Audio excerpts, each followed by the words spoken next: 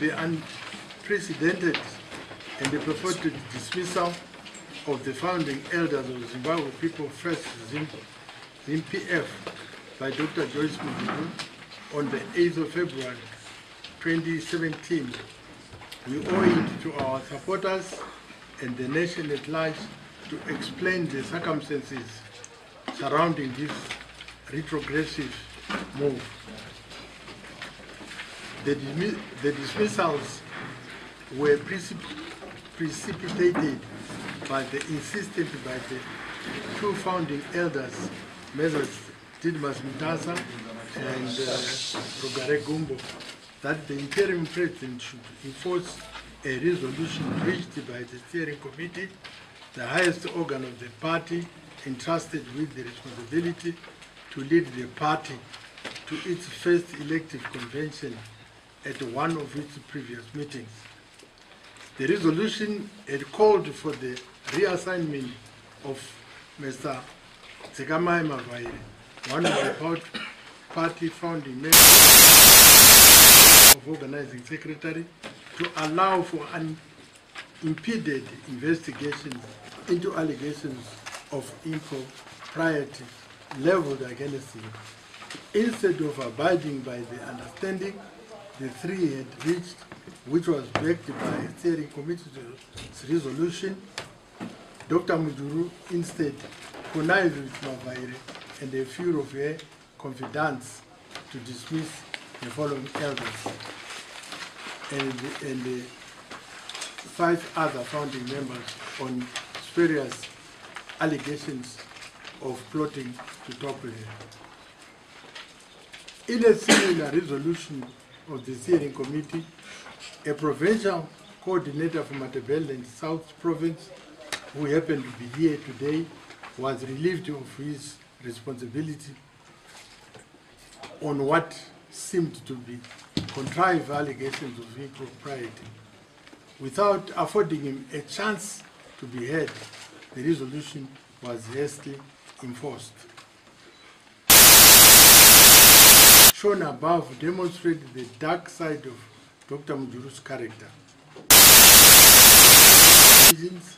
And the sponsored factions and parallel factors within the party, and at the same time surrounds herself with relatives and cronies.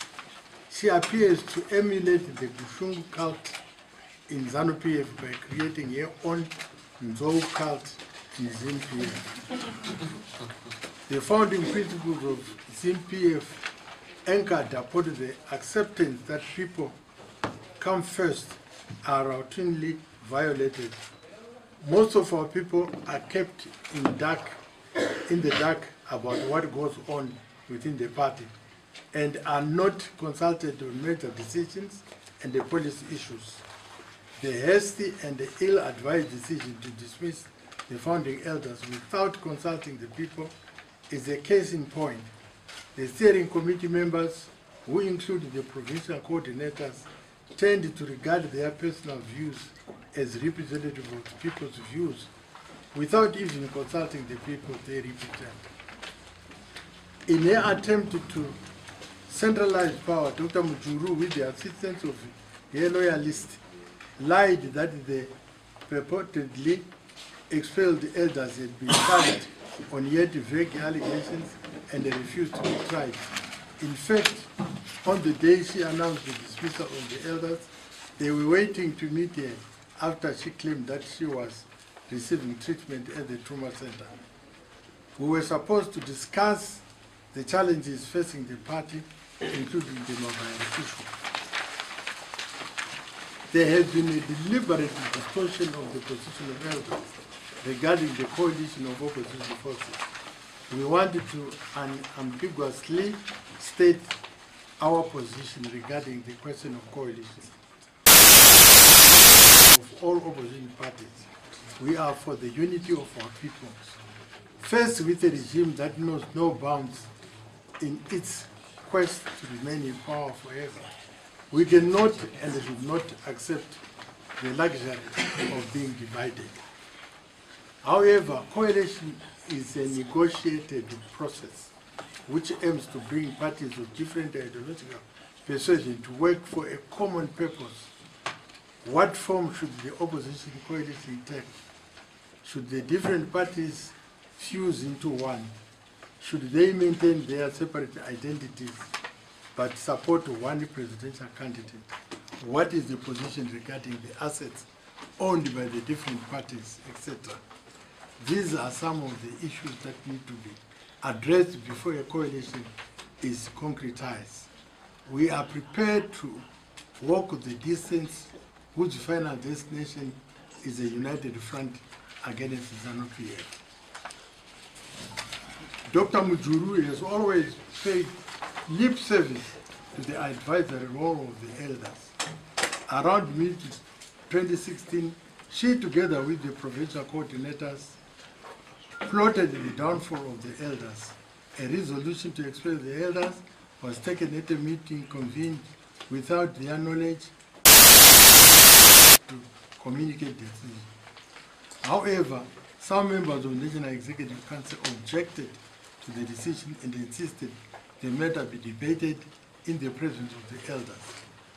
When the issue was subsequently discussed in the presence of the elders, the PCs developed cold feet and they could not repeat their earlier demand. Dr. Mujuru wants the elders removed because they have the courage to speak out whenever she vacillates or opposes a strike. The interim president conducts the affairs of the party like a private business. She goes out on foreign trips without the knowledge of the party members, including the elders and all the levels of her leadership. On return, she does not feel obligated to give a brief on the reasons and outcome of the visit.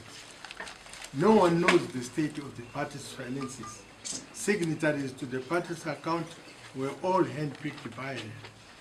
One individual who claims to have limitless reserves of money is now taking charge of the party. He has turned his private offices into a corruption center where he bribes senior party officials. He now controls and pays sales, sidelining those entrusted with the responsibility to supervise their personal security.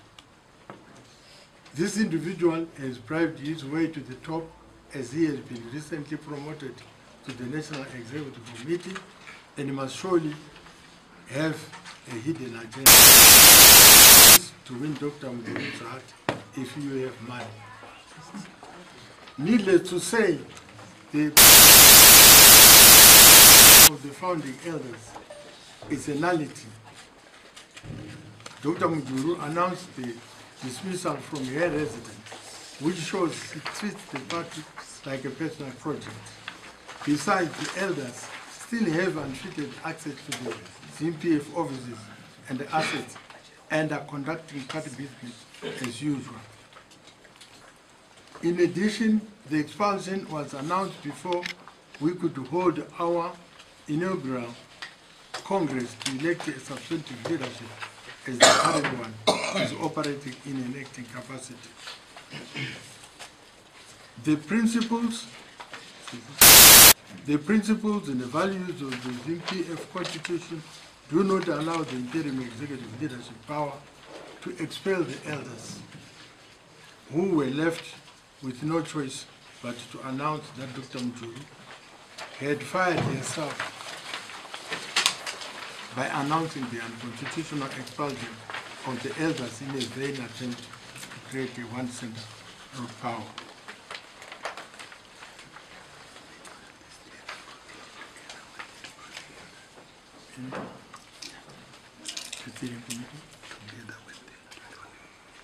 Okay. Meanwhile, the steering committee, together with the founding elders, Mrs. Ntasa and Gumbo, are the leaders of ZANU-PF as we strive for unity in our fight against a much-loved ZANU-PF establishment that has brought acute misery to Zimbabwe. We urge Dr. Mujuru to do thorough soul-searching and possibly redress her leadership philosophy and approach so that she can also meaningfully contribute to the opposition to dedicated cause against the sitting regime and for the restoration of Zimbabwe to its former glory. When we took the decision to form ZIM-PF, we were protesting the trampling of democratic principles and values by the ZANU-PF party, the expulsion of Dr. Mjuru and others, to express themselves against a system that had become corrupt and oppressive to the core. We see the same pattern repeating itself. The heirs, as deputy to President Mugabe, have had their toll on those Mjuru, Chakapaya, Chika, Chokera. As we work to remove the confusion caused by Dr. Mjuru's ill-advised move to expel the founding elders, we urge our members, supporters, and Zimbabweans to remain resolute and optimistic that ZIM-PF will deliver them from the evil of ZANU-PF's rule. Together with the people of Zimbabwe and other opposition parties, we shall reclaim Zimbabwe of the repressive regime. That is